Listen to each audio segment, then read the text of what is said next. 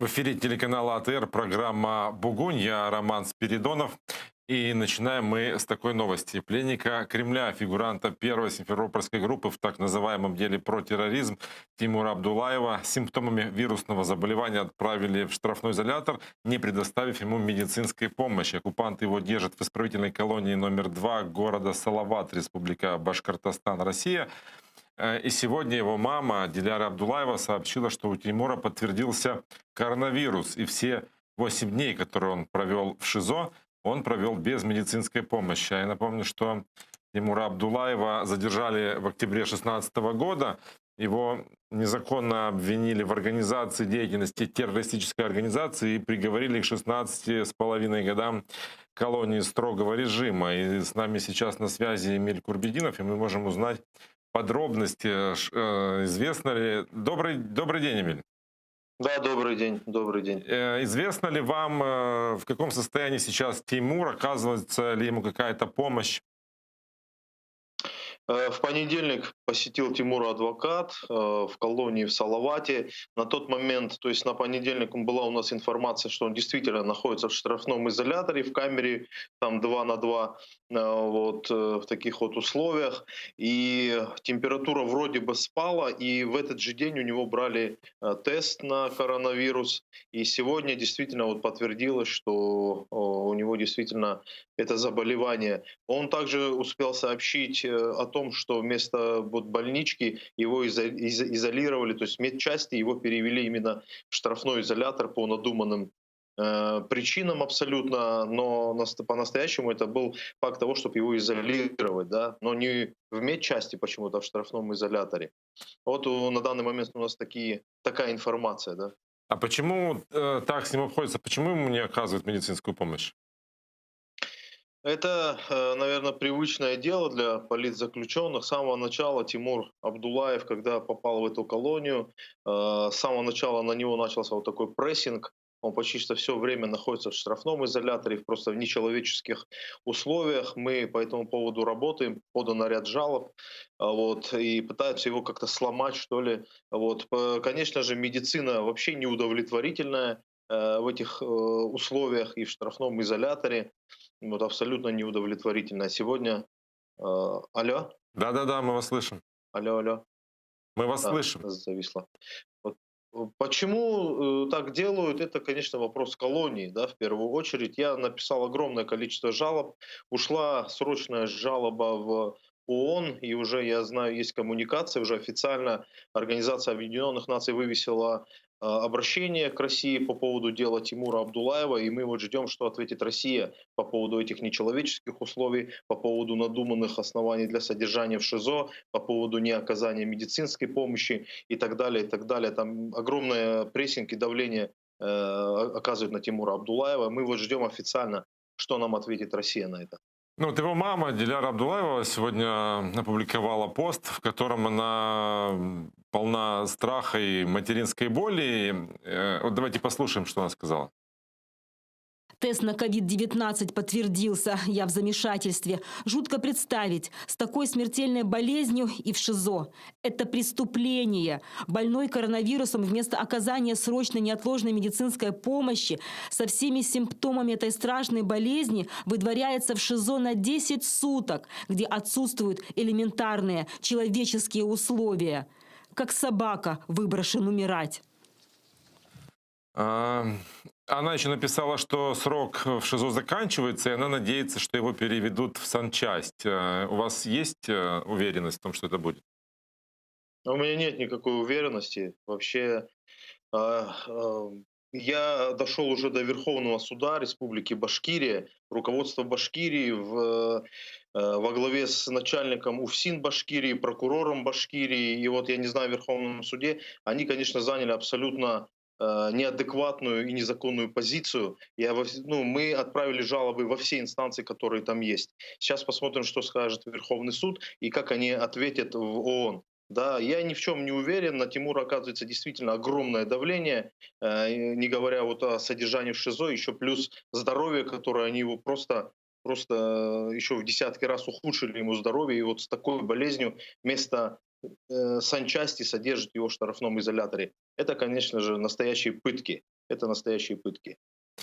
Благодарю вас, что были с нами на связи. Эмиль Курбединов, адвокат Тимура Абдулаева, о его состоянии. Сегодня состоялось еще одно громкое событие, если так можно сказать. В оккупированном Верховном суде Крыма прошло очередное заседание против вице-президента Всемирного конгресса крымских татар Ленура Ислямова. Это очередное заседание, на котором должны были состояться прения, точнее они состоялись, и на этих прениях со своим видеообращением должен был и выступить Ленур Ислямов. Я напомню, что его обвиняют по 3 статьям. Это организация незаконного вооруженного формирования, подрыв электроопор и призывы к непризнанию территориальной целостности России. Уже известно, что суд, так называемый суд, отказался заслушать видеообращение Ленура Ислямова. Но давайте мы послушаем, с какими словами Ленур Ислямов обратился к оккупантам. Блокировали опоры, мы это не скрывали. Абсолютно. Подрывали опоры — это вы. Это вы подрывали вообще веру в то, что называется человечеством, создание незаконного вооруженного формирования. Гражданское формирование «Аскер» создано по закону Украины и на территории Украины. Все уставы, все документы у нас имеются и присутствуют. Незаконное нахождение ваших войск на украинской территории. По поводу незаконного вооруженного формирования. Мы добивались и будем добиваться того, чтобы государство Украина присвоило гражданскому формированию «Аскер» номер воинской части, и оно превратилось в батальон Намана Челебиджихана. Поэтому увидите еще и вооруженное, и большое по составу формирование, которое будет легитимным образом находиться рядом с админ-границей Крыма, я вам обещаю. Непризнание российского статуса Крыма. Я действительно его не признаю и никогда не признаю. И не только я, а весь мир так говорит, что оккупированный Крым — это территория Украины. Точка. Я стоял и стоять буду на том, что Крым мы должны освободить. На сегодняшний день он оккупирован. И если нужно будет, мы все положим головы, но вас там не будет. Мы надеемся, что сможем получить комментарий адвоката Ленура Ислямова Николая Полозова. И мне подсказывают, что он с нами на связи. Добрый вечер, Николай. Здравствуйте. Можете рассказать подробности сегодняшнего так называемого заседания? Что было? И почему отказали судьи вам в попытке продемонстрировать видеообращение Ленура Ислямова? Да, сегодня в Верховном суде Крыма состоялось очередное судебное заседание по делу в отношении Ленура Ислямова. Мы находимся на стадии представления дополнительных доказательств. И сегодня прокурор представил свидетеля обвинения, которого зовут Ильясов Рустем. Он отбывает наказание в Краснодарском крае по приговору за грабеж.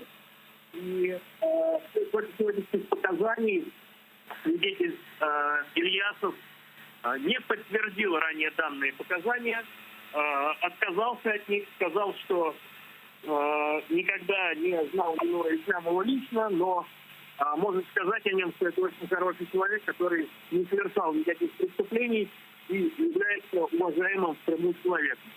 В связи с противоречиями с ранее данными показаниями прокурор ходатайствовал об оглашении протокола допроса этого свидетеля, который был осуществлен в 2017 году.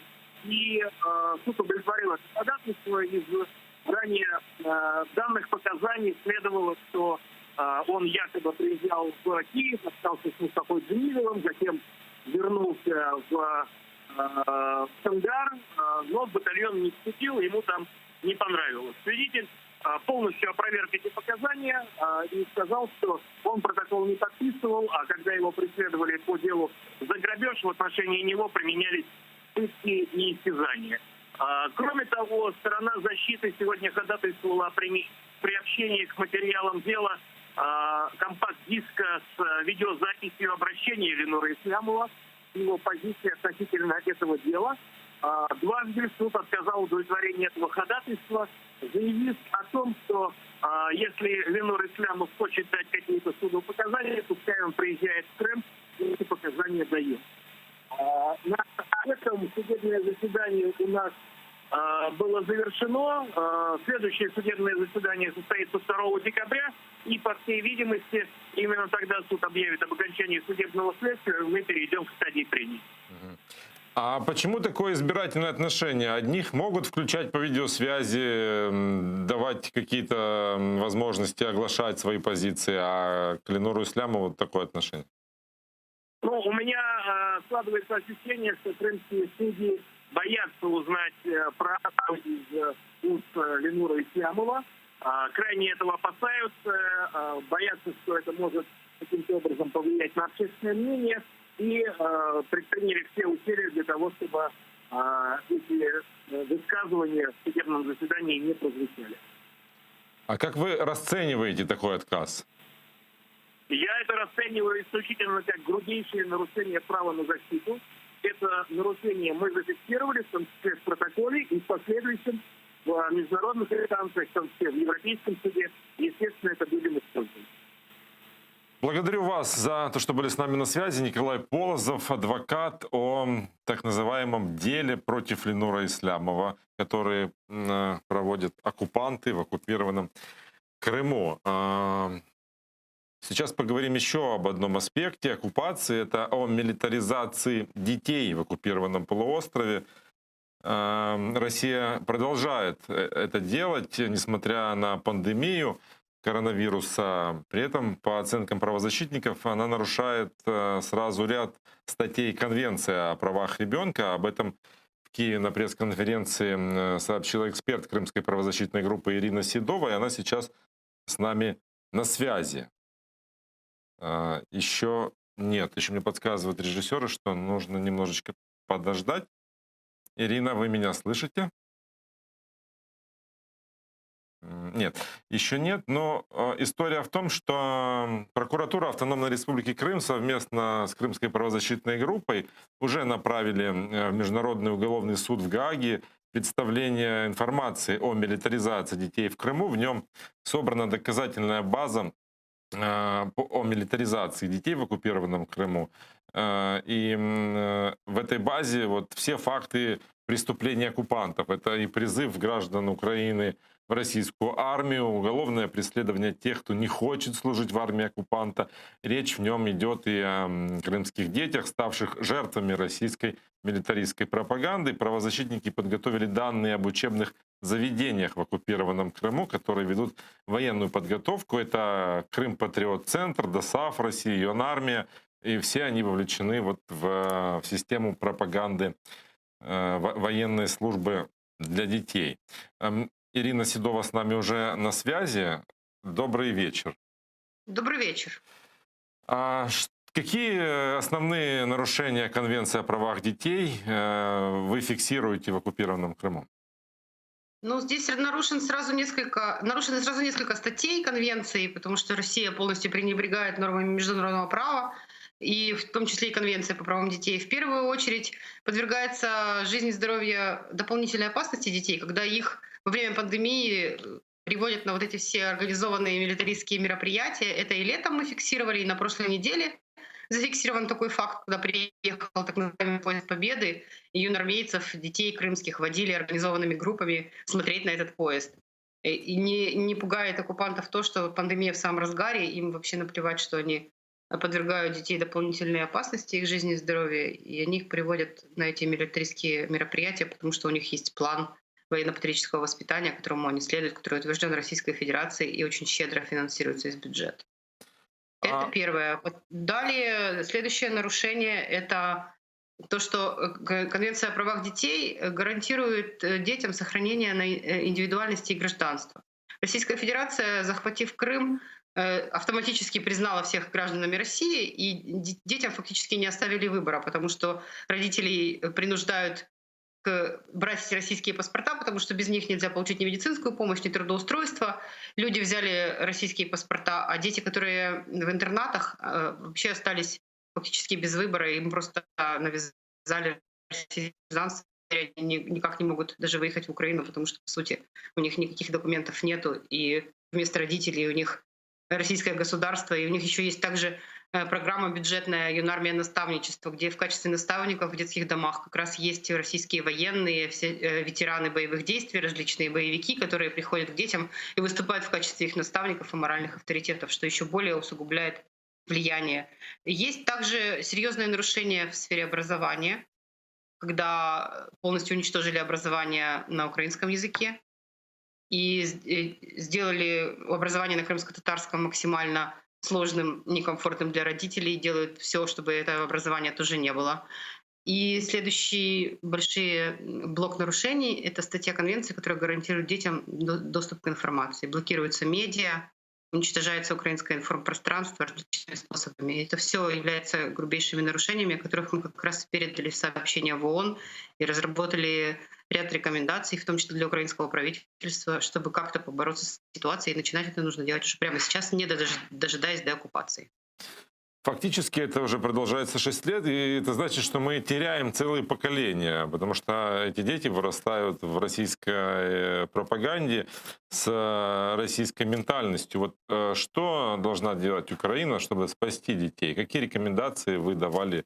В Да, том числе в первую очередь нельзя никогда говорить про втраченное поколение. Это сейчас такой модный термин среди журналистов, к сожалению, чиновников, потому что на самом деле нет никакого утраченного поколения. Есть наши дети, которые нуждаются в помощи и защите. Мне кажется, что этот месседж нужно продвигать, во-первых, среди украинского общества в первую очередь, потому что стереотипы и ярлыки, которые навешиваются на жителей оккупированного Крыма, потом просто будет очень тяжело смыть. Да, Россия ведет информационную войну и пытается лишить детей индивидуальности и гражданства. Но Украина должна просто предпринимать более активные шаги, не только государство, но и гражданское общество и журналистское сообщество, в том, чтобы противостоять этой информационной агрессии.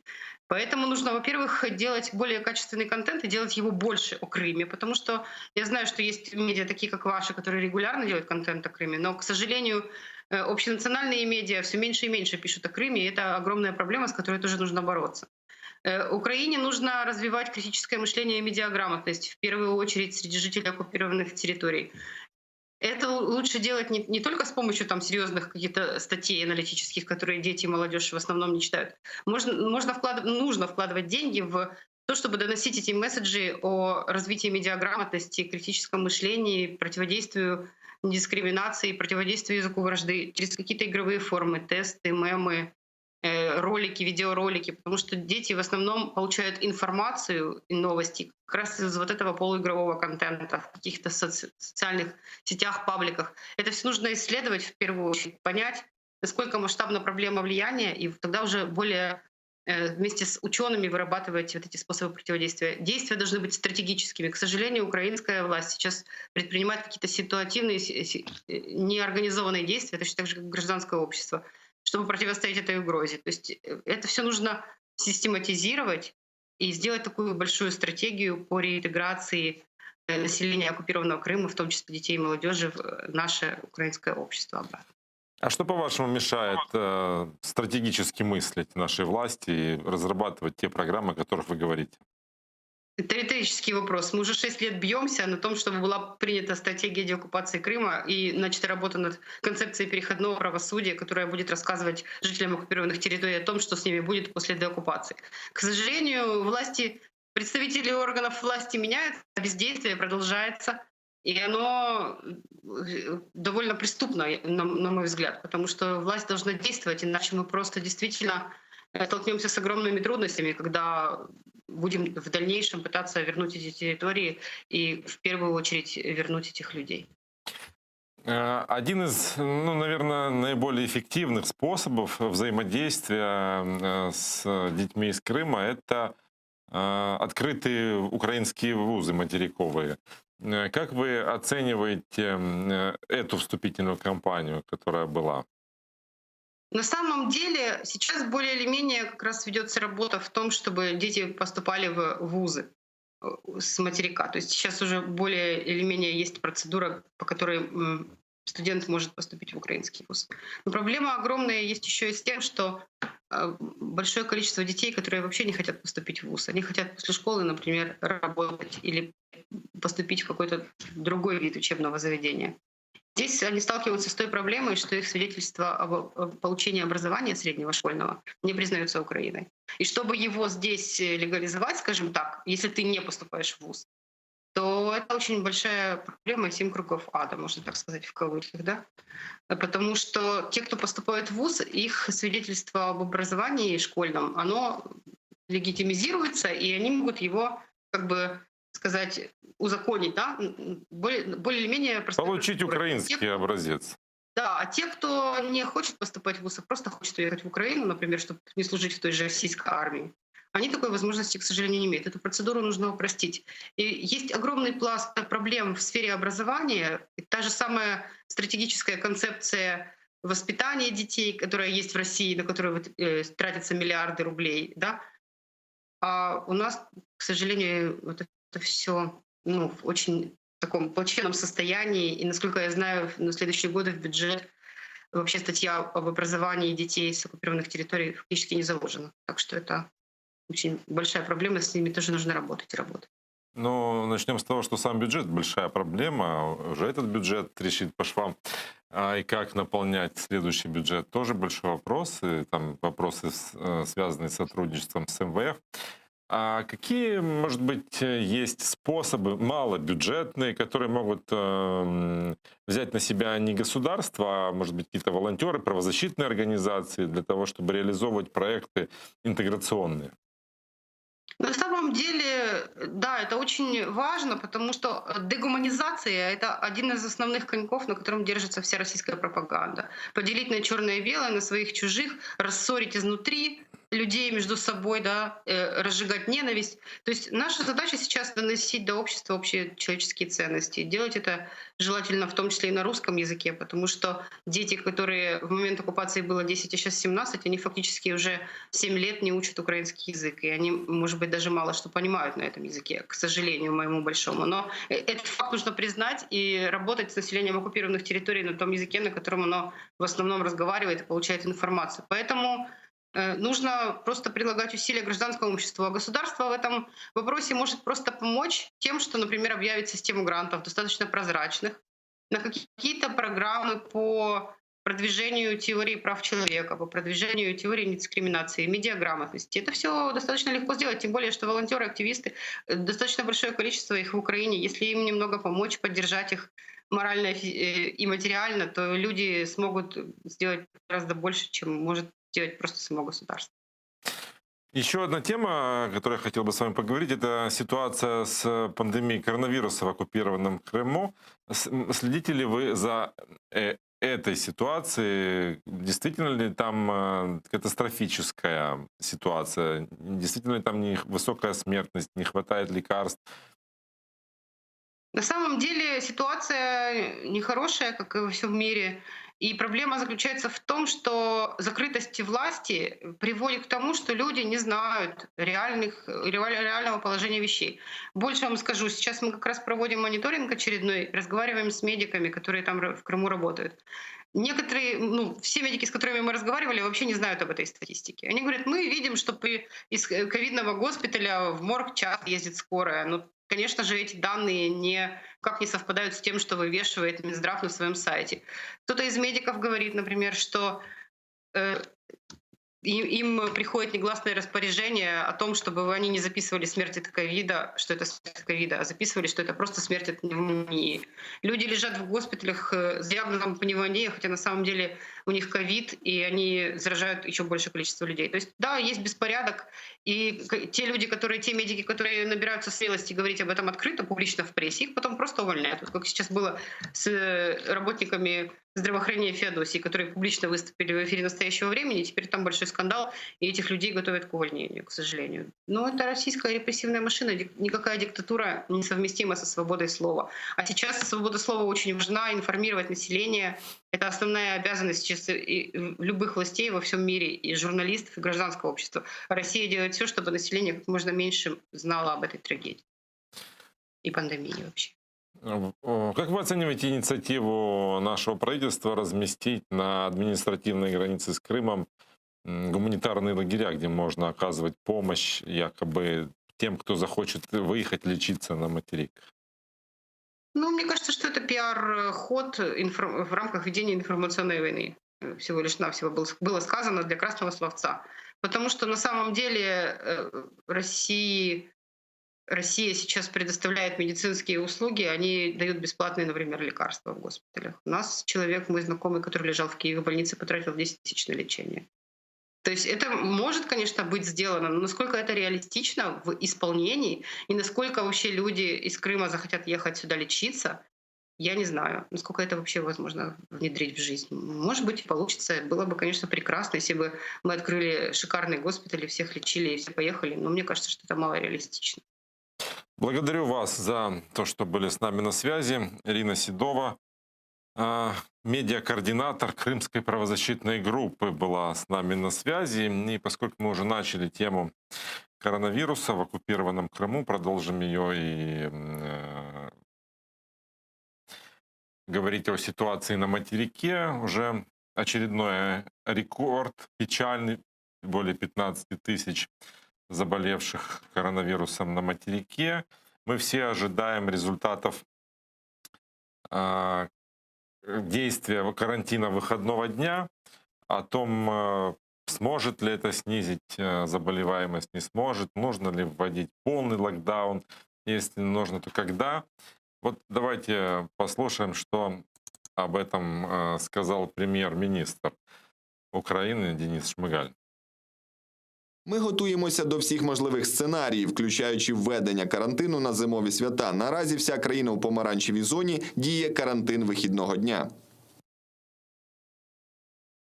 А вот министр внутренних дел Арсен Аваков категорически настаивает на введении карантина полного.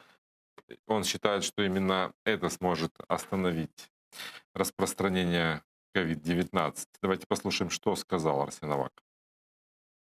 Моя особиста точка зору, що необхідно вводити локдаун якомога швидше, тривалістю 3 або 4 тижні. Не треба ховатися за політичними гаслами або за якимись зручними формулюваннями, тому що мова йде про великі системні ризики для здоров'я наших людей. Ну и давайте послушаем, что сказал министр охраны здоровья Украины. Он тоже допускает введение более жестких ограничений в Украине.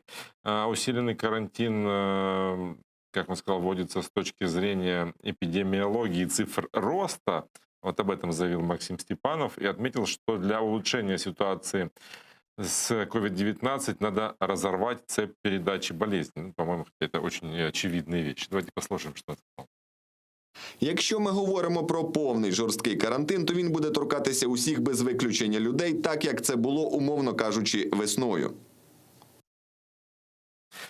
Ну вот такие комментарии, такие мнения. Мы наблюдаем лишь за тем, как развивается ситуация. О том, что ситуация сложная, протестуют предприниматели, они требуют отмены даже карантина выходного дня. Они считают, что такие ограничения могут привести к их разорению. Другие считают, что необходимо полностью вводить полный локдаун и срочно, и не откладывать его в долгий ящик, потому что иначе рухнет и тот же мелкий и средний бизнес, и экономика будет страдать от того, что ничего не будет работать. Об этом мы сейчас поговорим с Александром Полием, историком, политологом и политическим консультантом. Добрый вечер. Здравствуйте. Как вы оцениваете, если уже можно оценивать результаты карантина выходного дня? Пока еще рано. По тем числам, цифрам заражений, которые мы видим на сегодняшний день, мы видим, что, в принципе, какого-то серьезного падения не произошло. Сначала было с 15 тысяч до 10-12, а сегодня опять мы видим те же цифры, те же 15 тысяч. То есть какого-то фундаментального улучшения пока не произошло. Но, возможно, недостаточно времени. Возможно, необходимо еще неделю, чтобы оценить. Есть цифры, и они очень красноречивые. Фонд ковидный, который был создан, израсходован в каких-то там десятых процентах от необходимого. Достаточно ли эффективно наше правительство использует деньги на борьбу с этой болезнью? Но очевидно, что недостаточно эффективно, если сам замглавы Офиса президента Зеленского Тимошенко сегодня сказал, что они прощелкали и пропустили проблему обеспечения кислородом больниц. То есть если есть признание со стороны самого Офиса Зеленского, очевидно, что есть проблема. Ну, даже если бы не было этого признания, абсолютно очевидно, что если в начале эпидемии пропало 200 миллионов масок, в те времена, когда там охотились за десятками, за сотнями тысяч все страны. Потом у нас были соответствующие решения по другим направлениям, по блокировке транспорта и так далее, недостаточно эффективные. То есть когда у нас офис президента расхваливал московский патриархат, через месяц после того, как они фактически сорвали карантин и позаражали все монастыри киевские. То есть это явно были провалы. Мы видели, что первыми занесли фактически заразу в Киев. Это вот эти туристы куршевельские, то есть ну, всячески высокопоставленные люди, которые в Европе отдыхали. И московский патриархат, который, очевидно, с ними плотно общался. И вот оттуда у нас началось оно все расходиться по стране. Ну и кроме того, большое количество туристов в последнее время поехали на курорты и тоже добавили результат, тот, который имеем сейчас. А почему так происходит? Мы критикуем власти за то, что деньги из ковидного фонда тратятся на строительство дорог. В то же время мы видим, что этот фонд сами медики не используют в полном объеме.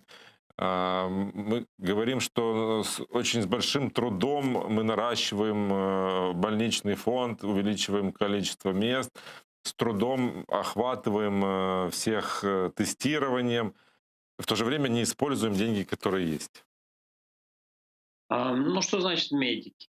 Это значит чиновники какие-то. Ну, министерство, да, конечно же, Министерство То здравоохранения. есть это медики рады бы получать больше, я думаю, и рады бы иметь возможность руководители лечебных учреждений на местах проводить те закупки, которые им нужны, и очень быстро. Поэтому я думаю, что это просто нерасторопность и неспособность решать быстро вопросы. А это крайне важно.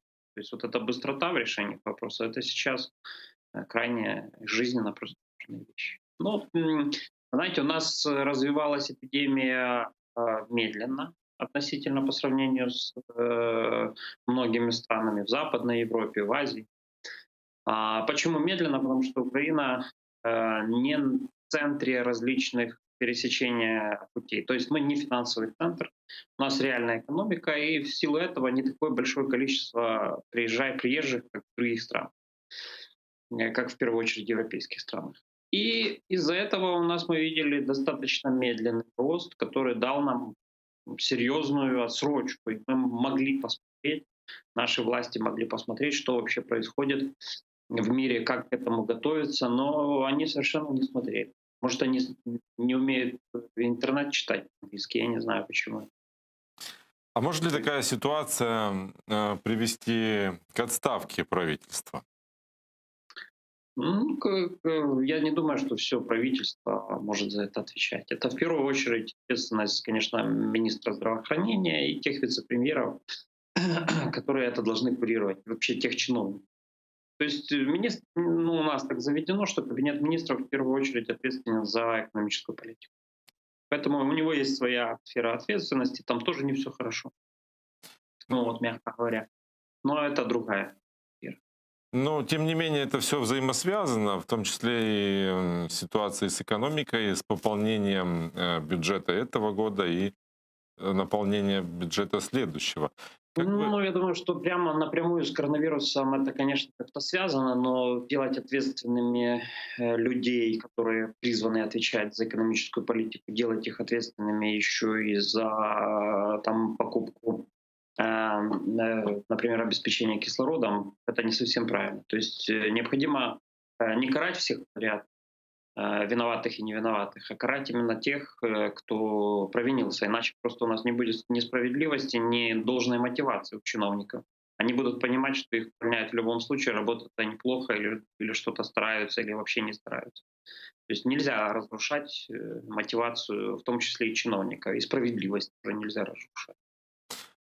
Ну тогда кто? Профильный министр должен за это отвечать?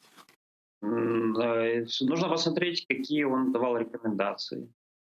То есть к чему он призывал, кто вообще не понял после всех итальянских событий, испанских там, и других весенних и летних событий, не понял, что кислород крайне важен. Кто допустил, например, разворовывание вот этих 200 миллионов масок в критический момент. Вот эти люди, конечно, они должны понести ответственность. Тем более, что на вопросе масок явно набили карман частные лица. С нами на связи Юрий Камельчук, народный депутат, фракция «Слуги народа». Добрый вечер, Юрий. Добрый вечер. Вот мы уже начали разговор об ответственности правительства за ситуацию с коронавирусом, но если уже говорить в целом об эффективности работы Кабинета министров, может ли дефицит почти в 300 миллиардов гривен стать поводом для его отставки? Я не думаю. Почему? Тому що це ж наслідок не одного дня і роботи не одного уряду. Система державна, і в тому числі, яка займається, скажімо так, збором коштів, залежить і від економічних факторів, і факторів людських на конкретних посадах, і це не обов'язково міністри. Я ніколи не мав рожевих окулярів, за цей рік трошки більше пересвідчився в тому, що не відразу і не все залежить від міністра, оскільки люди можуть саботувати, люди можуть не доробляти. Ну, але давайте ще беремо до уваги те, що і як не крути, коронакриза, вона захопила Україну в тому числі, але самі фактори того, що економіка почала падати, вони з'явилися трохи раніше, в тому числі, які стосуються на метали і на іншу сировину, яка є однією з основ для України. Тому одне на друге накладаючись, ми маємо зараз те, що є. Плюс, я думаю, що під час коронакризи деякий бізнес ще більше почав йти в тінь, тому ми побачили ще більше ненадходження деяких речей. Незважаючи на те, що податкова нас інформує, що все по плану йде збір коштів. А как тогда получился дефицит в 300 миллиардов? Он же это не запланированный дефицит? Ну, дивіться, я думаю, що, по-перше, справді, тобто треба розглядати з того боку, який був складений бюджет з самого початку, і чи не були там деякі витрати в нього закладені, ну не те, щоб зайвими, а такими, без яких можна було би обійтися. І якщо вони потім показують, звичайно, що ситуацію нам не вистачає на це коштів, що було заплановано, і це не пов'язано з якимось секвестром, перерозподілом чи ще чимось там, так, то відповідно треба зрозуміти, що дійсно могла би бути така історія вчасно відкоригована або рік тому, або з секвестром ще більш відкориговані певні статті. Ми не мали зараз цієї ситуації, що не вистачає. Ну, повторюся, знову ж таки, нібито по колу скажу, так, економічний ефект від коронакризи, він все ж таки дав своє, і відсутність достатньої кількості запозичень, які могли би, скажімо так, допомогти перехватитися урядові України в певний час, теж зіграло. Так, в нас є запозичення, але я думаю, що деякі з них могли би приходити трошки раніше. Сегодня рассчитываем мы на сотрудничество с МВФ и рассчитывали на транш, который мог бы позволить выполнить бюджет. Но вот уже даже и советник президента Тимофей Милованов заявил, что до конца года этого не будет. Вот как будем исправлять ситуацию? Вот у меня вопрос к обоим экспертам. Олександр. Ну, на мій погляд, все правильно, що говорив пан Юрій про економіку. Багато чого правильно, справді структурні проблеми, довгі проблеми. Але що могла б влада зробити зараз вже негайно? І те, що б дало нам послаблення не тільки зараз, але й на майбутнє, це, зокрема, зробити нормальну судову реформу. Тому що я вам нагадаю, з чого почалося обвал промисловості. З першого місяця президентства Зеленського з червня 2019 року, коли низка суддів поухвалювали рішень в інтересах одного олігарха, Баришевський суд і так далі, абсолютно антиінвестиційні суди, на які просто інвестори подивилися і зрозуміли, що треба зматувати вудочки з цієї ситуації. Тому поставити нормальні суди і зробити нормальну судову реформу, це б зняло з нас колосальну кількість проблем не лише на цей рік і на якісь майбутнє, але на дуже стратегічну перспективу. Захід зараз готовий, я так зрозумів, якось навіть інвестувати в цю ситуацію, тому що вони розуміють, наскільки це все погано. І дивіться, що робиться в Сполучених Штатах. Де фактично вся держава тримається на судовій системі зараз. І на її чесності, і на її добропорядності. Тому, крім цього, крім питання судової реформи, що ще могло б зрушити ситуацію? Звичайно, земельна реформа, звичайно, секвестр, в тому числі і правильний секвестр бюджету. Але як швидше за все буде ситуація вирішена? Я думаю, що вона буде вирішена через доїння природних монополій, яке вже почалося і триває в дуже серйозних масштабах, і через друк гривні. Якщо інших можливостей не буде, це від цього діватися нікуди буде. Але бажано було б уникнути цієї ситуації і домовитись з нашими партнерами МВФ, що ми продовжуємо рішучі реформи, зокрема, і, можливо, навіть в першу чергу судову, і потихеньку з цієї ситуації вибиратися. Тим більше, що у нас ситуація, насправді, не настільки вже супердраматична в економіці, як це можна було чекати ще навесні. Тому що у нас реальний сектор превалює в нашій економіці. Тобто, грубо кажучи, зерно і метали, і падіння по ньому зовсім не вимірюється двозначними числами. Там близько 4 швидше за все відсотків падіння. І це означає порог. І це означає, що все не так драматично і що, в принципі, ситуацію можна вирулити, якщо вирулювати її так. Юрий, к вам тот же вопрос. Как выходить из ситуации, если не будет транша МВФ? Я погоджуюся з Олександром, що так, секвестр міг би дещо виправити, якби раніше був зроблений, справді не настільки катастрофічна ситуація. З МВФом, думаю, буде все гаразд, тобто нічого страшного прямо аж так не станеться, якщо він не прийде в цьому році, навіть незважаючи на те, що зараз можуть, скажімо так, запанікувати певні бюджетники чи казначейство, чи хтось там, хто залежить від бюджетних надходжень, так, скажуть, що це він за дурниці говорить. Буде просто певне зміщення. Можливо, зміщення певних платежів, які не є життєво важливими. Думаю, що соціальні пенсійні виплати, вони залишаться в нормі, вони всі будуть окей, але треба продовжити уряду оптимізовувати всі витрати, треба продовжити справді, як ви казали, шукати можливість. Це моя особиста думка. Так, я зараз не говорю від імені там всієї фракції. Можливо, там хтось думає там по-іншому. Так, але я погоджуюся із Міловановим і іншими експертами. Частково друк грошей він є абсолютно нормальним інструментом держави для підсилення економіки.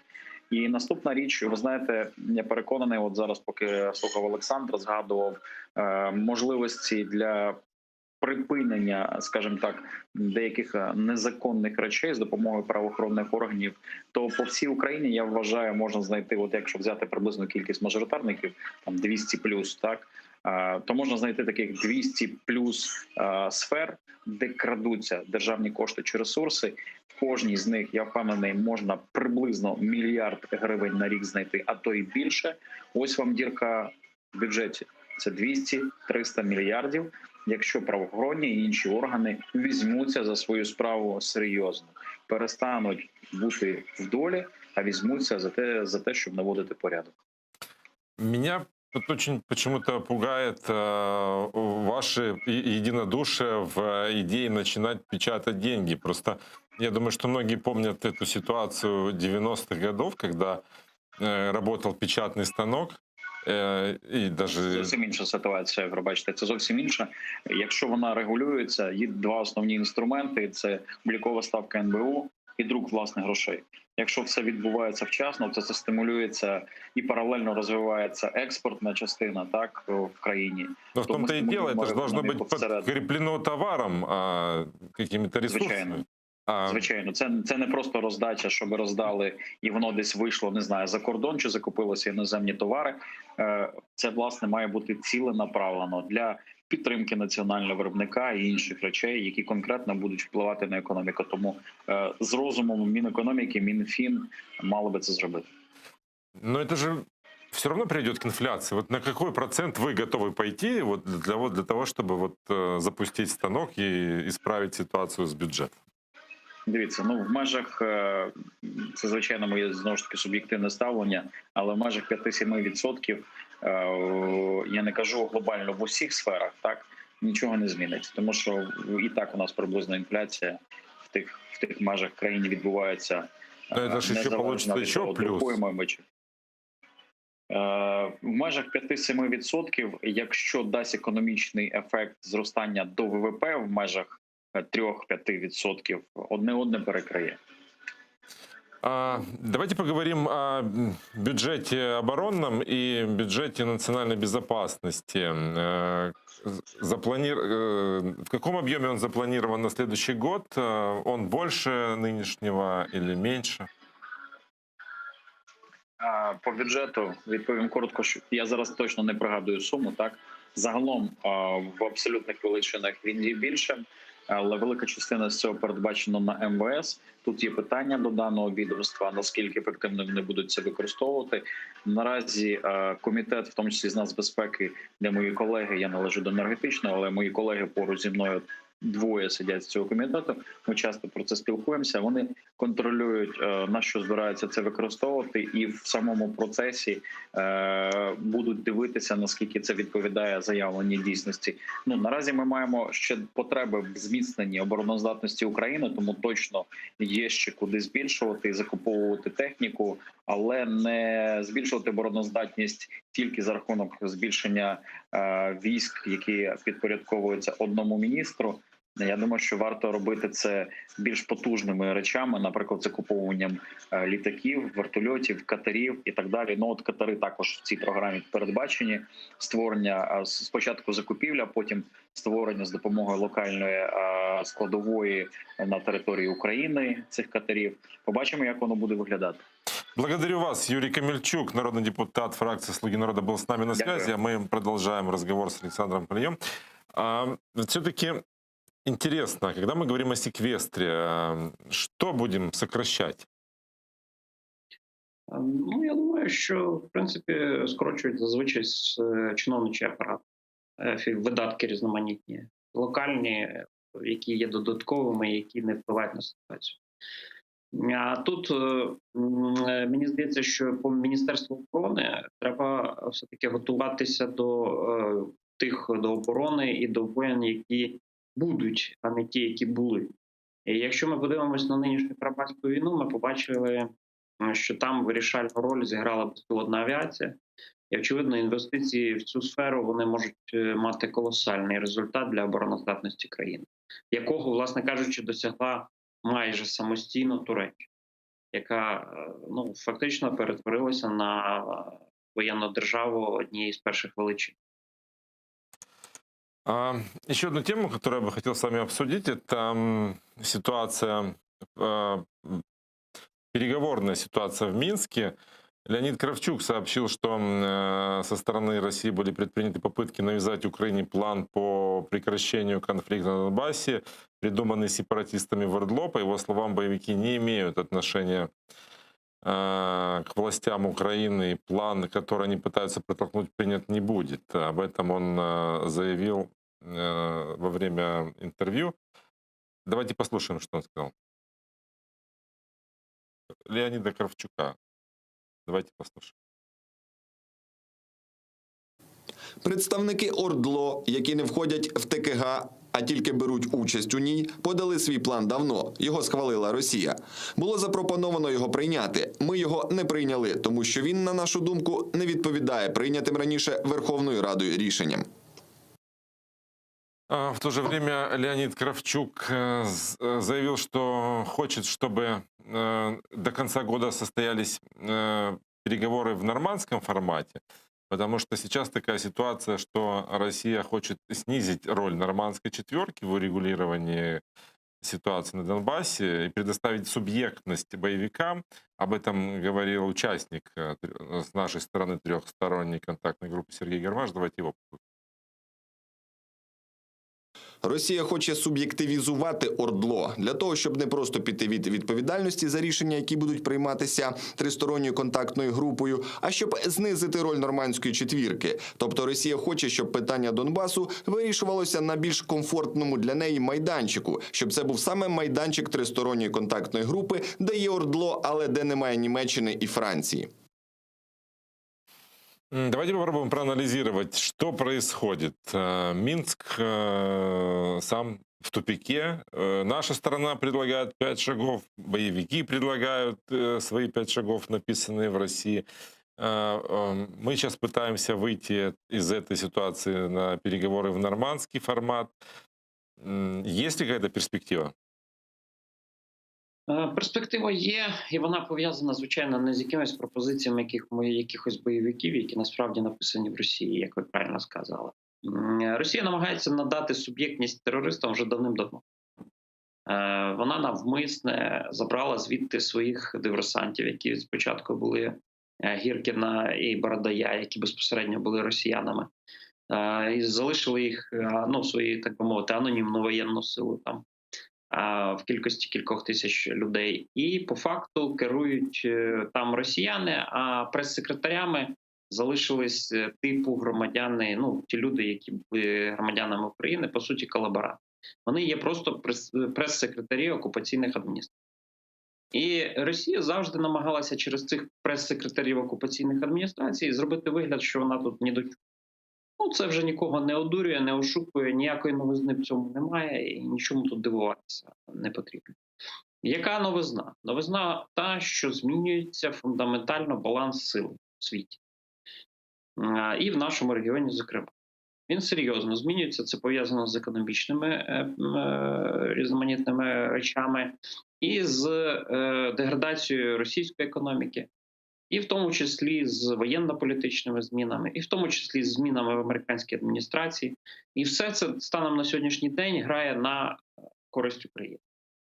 Тому зараз фіксувати нам ситуацію нинішнього моменту, як це намагається зробити Кравчук, чи якось легітимізувати це, це зовсім в цьому сенсу немає, тому що тенденції показують, що далі тиск на Росію буде наростати. І тому нам треба буде зафіксувати цю ситуацію на значно кращих умовах для України. К нашему разговору подключается Семен Кабакаев, волонтер и координатор гражданской инициативы «Стоп террор». Добрый вечер, Семен. Доброго вечера. Хочется вот сейчас озвучить статистику, соцопрос точнее. Почти половина опрошенных жителей Украины, это 44,8%, у нас даже есть такая графика, которую мы можем показать, считают, что диалог с президентом России Владимиром Путиным необходим для прекращения войны на востоке Украины. При этом примерно столько же, 43,9% уверены, что целью России является получение контроля над всей Украиной. Об этом свидетельствуют результаты опроса Центра Разумкова. Против диалога с Путиным выступает каждый 5-й украинец. Это 20,2%. И примерно столько же занимает нейтральную позицию, 19,4%. Кроме цели России получить контроль над всей территорией Украины, в вопросе рассматривался также вариант получения контроля над Донбассом. Вот его поддержали 13,6% опрошенных. Как вы можете прокомментировать такую биполярность, что ли, скажем, мнения українців по ситуації на Донбасі?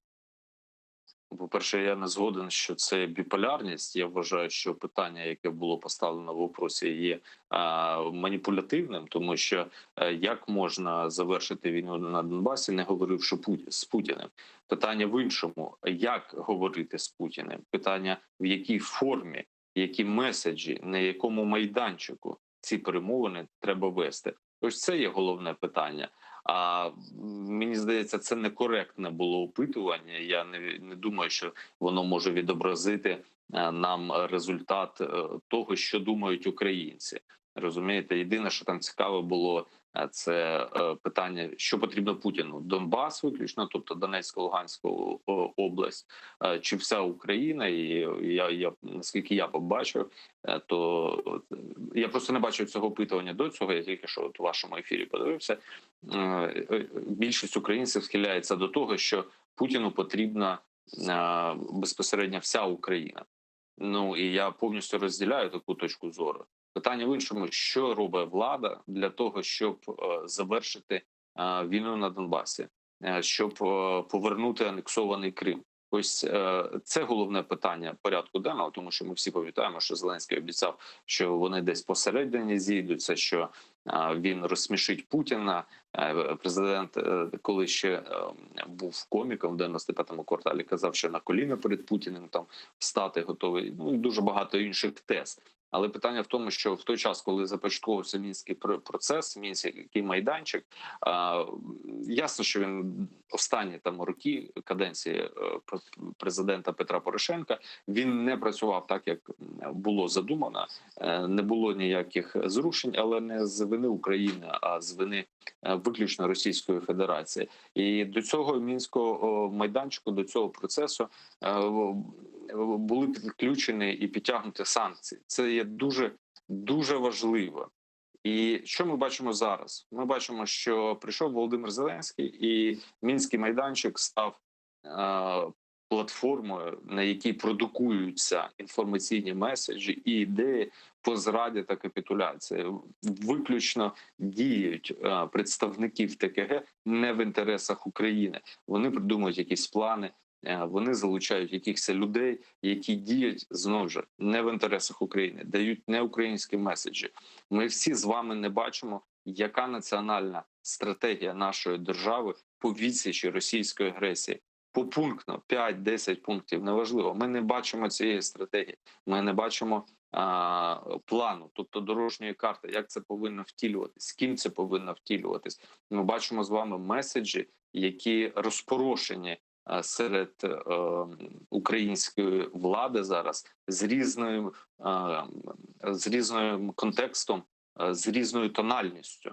І вони впливають на різну аудиторію, про російську і українську аудиторію, і в тому рахунку і на саме російську аудиторію в Росії.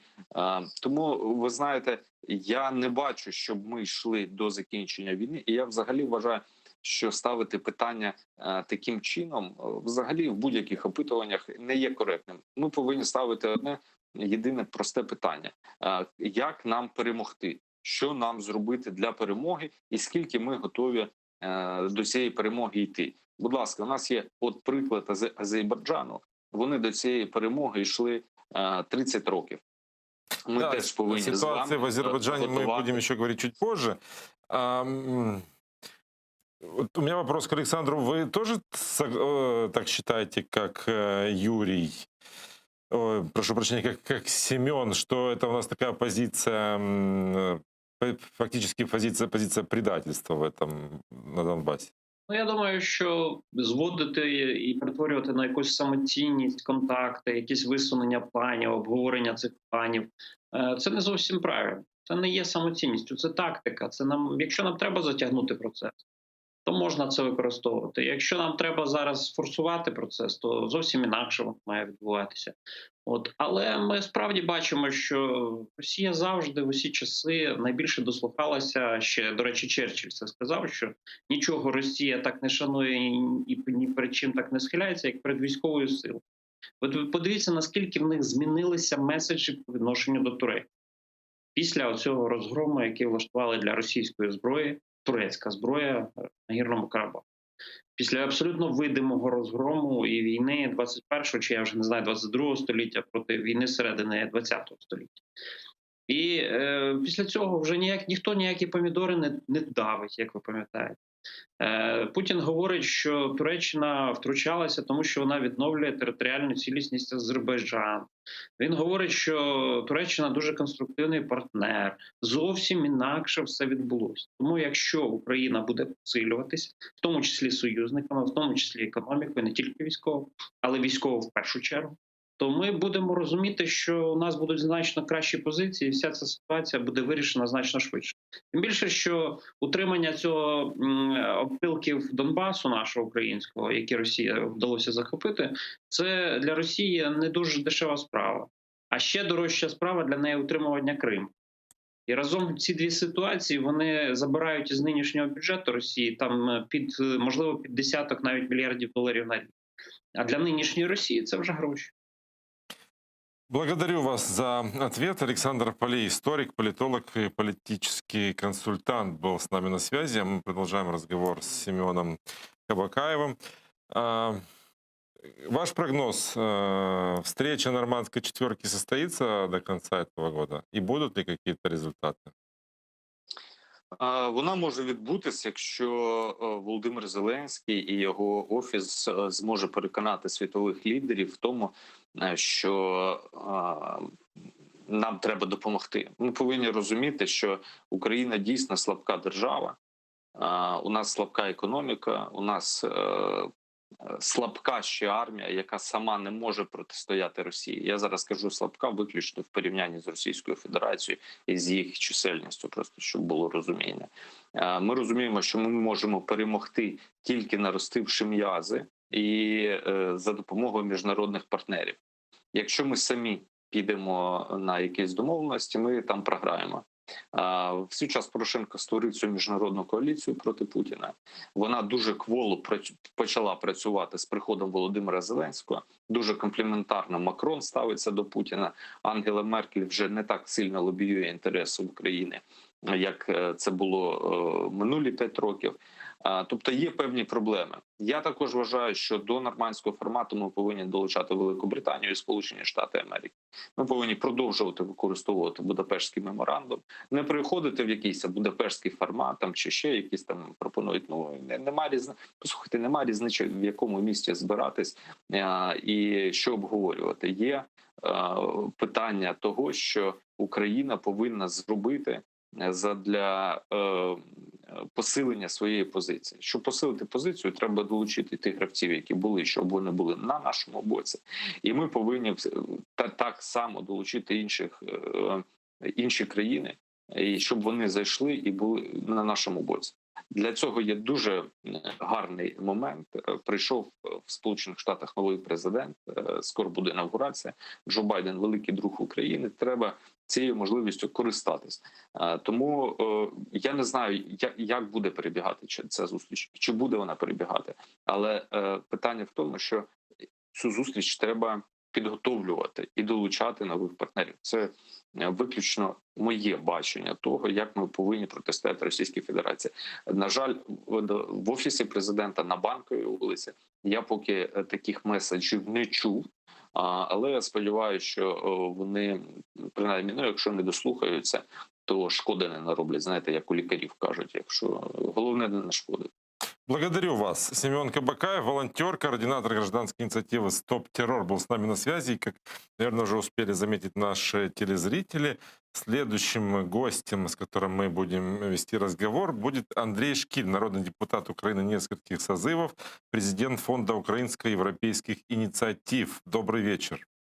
Доброго вечера. Витаю. Мы уже начали разговор про ситуацию в Азербайджане, о возвращении земель, оккупированных у Азербайджана, возвращение территории Нагорного Карабаха.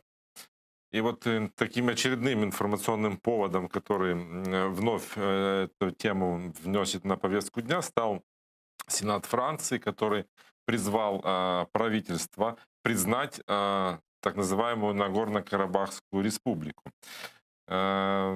В правительстве Франции уже ответили, что это не совсем целесообразно делать и не улучшит разрешение этого конфликта. Но в то же время реакция уже есть и у Азербайджана на такую инициативу французского Сената. там парламент, я имею в виду Азербайджана, инициировал исключение Франции из Минской группы ОБСЕ по мирному урегулированию в Нагорном Карабахе. Вот, как я говорю, это стало таким ответом на призыв французского Сената. Давайте послушаем. У французькому сенаті організовано брудну політичну кампанію проти Азербайджану. Прийнято упереджений документ. Перекручено суть нагірно-карабахського конфлікту. Справа в тому, що члени сенату закликали уряд Франції визнати незалежність сепаратистського режиму. Абсолютно справедливою є необхідність прийняття заяви у Мілі Меджлісі у зв'язку з цим. Как я уже говорил, Министерство иностранных дел Франции выступило против признания так называемой Республики Нагорный Карабах. Ведомство считает, что этот шаг не пойдет на пользу ни одной из сторон-участниц. Есть и уже заявление Министерства иностранных дел. Давайте послушаем.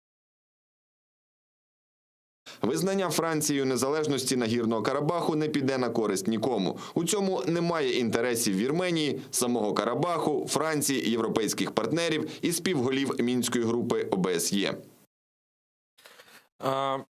Армения не признает сама независимость так называемой Нагорно-Карабахской республики. Россия этого не делает. С чего вдруг Франция? Что Франция? Ну, это, в общем, всегда странно обсуждать те движения, которые происходят в голове у политиков, у депутатов. Но, тем не менее, я думаю, что главным стимулом два главных стимула для возникновения вот такой инициативы в Сенате французском — это, конечно, многочисленная, очень авторитетная, очень уважаемая армянская диаспора во Франции.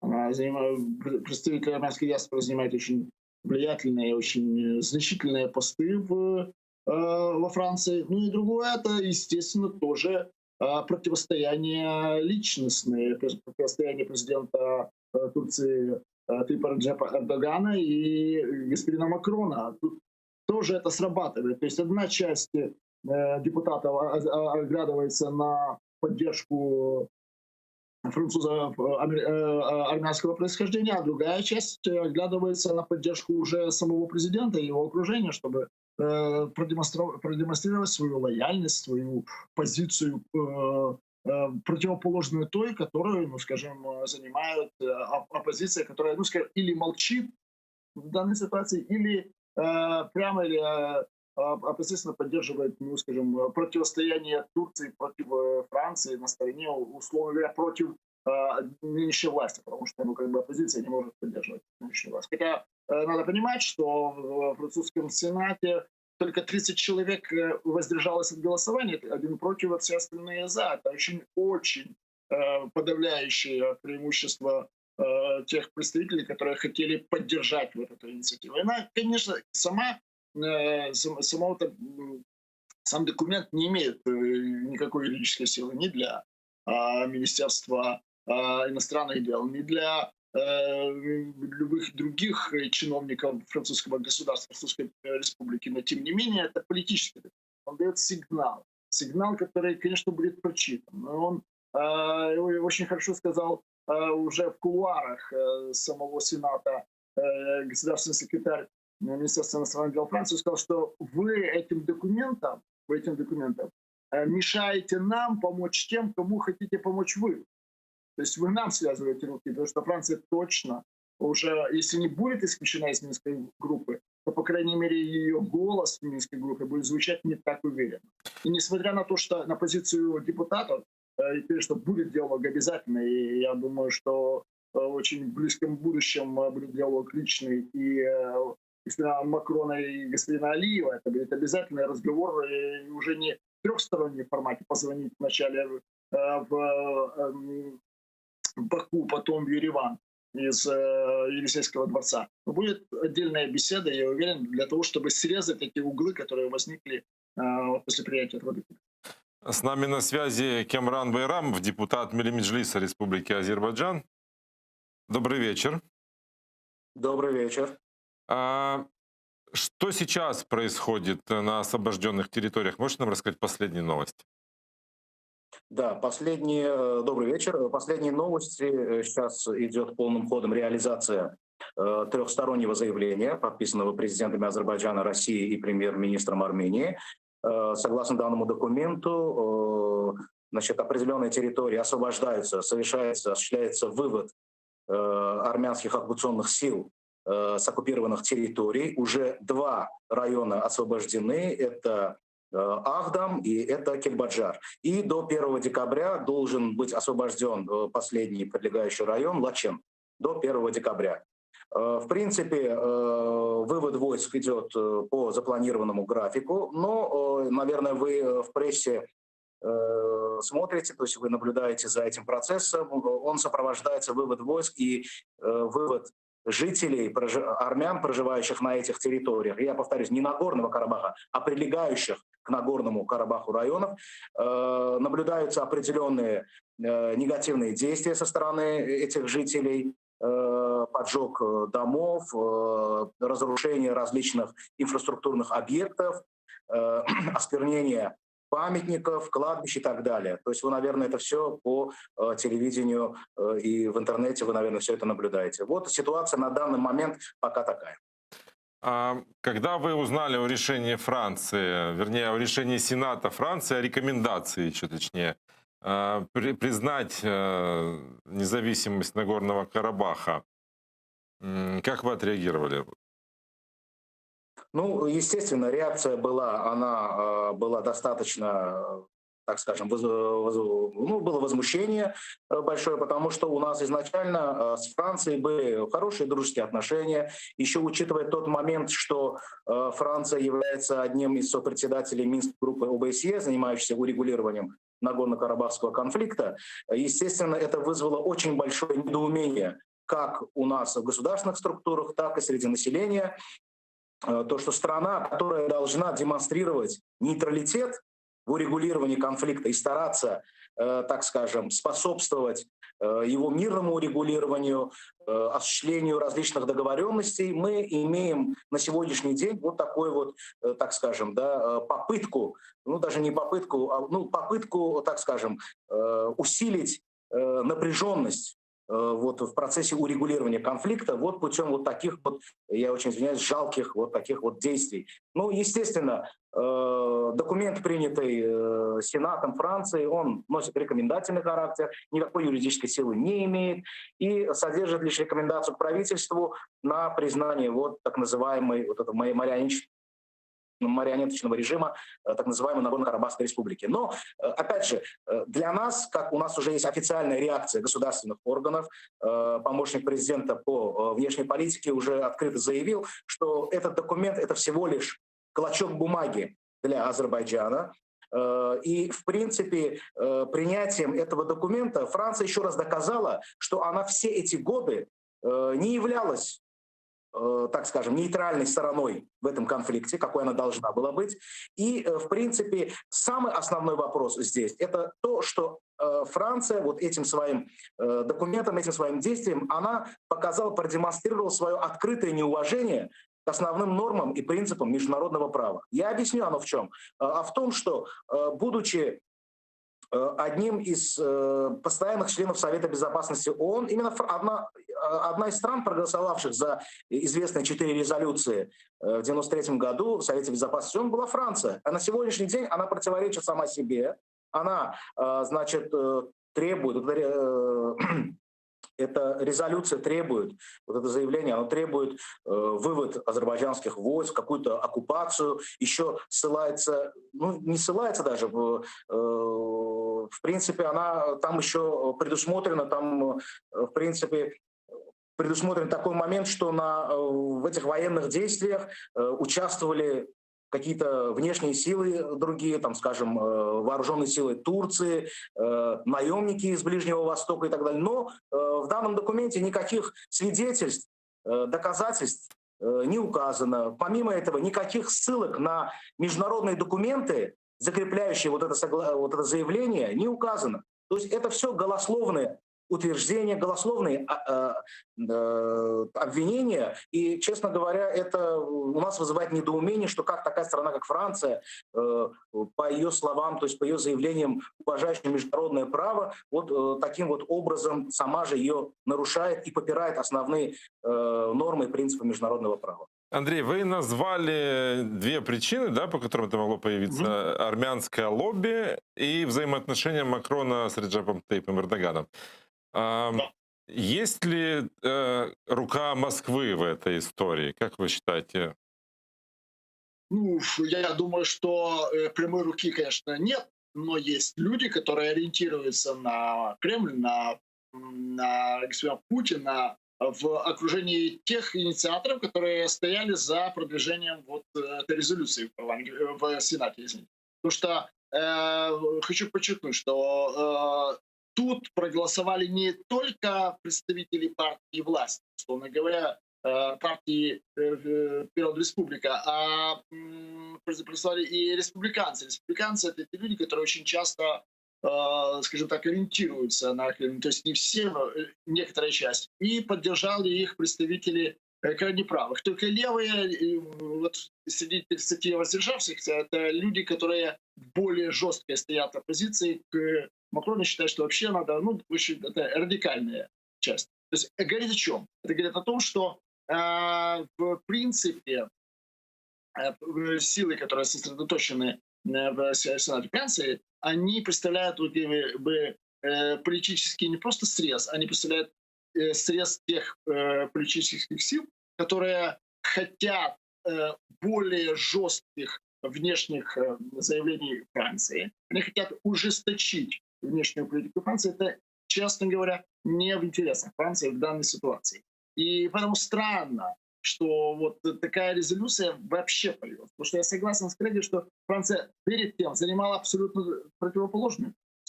Она была на самом деле очень лояльным участником Минского формата, Минской группы, и стояла у истоков ее формирования. Сейчас просто произошло то, что, ну, в принципе, произошло в начале Средиземного моря. Противостояние двух президентов, противостояние уже двух даже флотов в Средиземном море привело к тому, что люди, представляющие власть и, скажем так, примыкающие к этой власти, более радикальную, чем нынешняя власть оппозиции, подталкивание. То есть это заявление, оно как бы подталкивает не к диалогу президента Макрона, а к противостоянию. И вот поэтому я еще раз говорю, что Макрон после такого подталкивания, он среагирует совершенно по-другому. Я уверен, что будет обязательно прямой диалог между двумя президентами. Не знаю, в каком формате он произойдет. Это будет ли телефонный разговор, это ли будет возможность видео просто встречи. Это уже давайте отдадим на то, чтобы решил сам Макрон и сам Елисейский дворец. Но это обязательно будет. Потому что не может Франция демонстрировать политическую позицию. Она должна демонстрировать национальную, государственную позицию. Сенат может демонстрировать политическую позицию. Он может себя показать как политического игрока, не только как государственного, хотя он составляется из представителей народа, избранных туда прямым демократическим голосованием, но они избраны туда от политических партий. И главными инициаторами этого заявления, самыми главными, была не власть, и даже не крайняя правая Ле Пен и Национальное собрание, а были представители республиканской партии, то есть той структуры, которая, ну, всегда как бы немножко ассоциировалась с симпатиями к северному соседу Украины. Благодарю вас, Андрей Шкиль, народный депутат Украины нескольких созывов, президент фонда украинских и европейских инициатив, был с нами на связи. А у меня вопрос к Эмрану. Не считаете ли вы, что Минская группа вот уже исчерпала себя?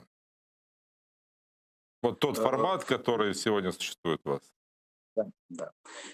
Я хотел бы буквально вот обратить внимание на заявление коллеги украинского. Совершенно верно, да. Это плод и результат влияния, значит, армянского лобби и соответствующих политических кругов на власть во Франции. Естественно, если вы заметили, то в данной резолюции Сената очень часто употребляется имя Турции.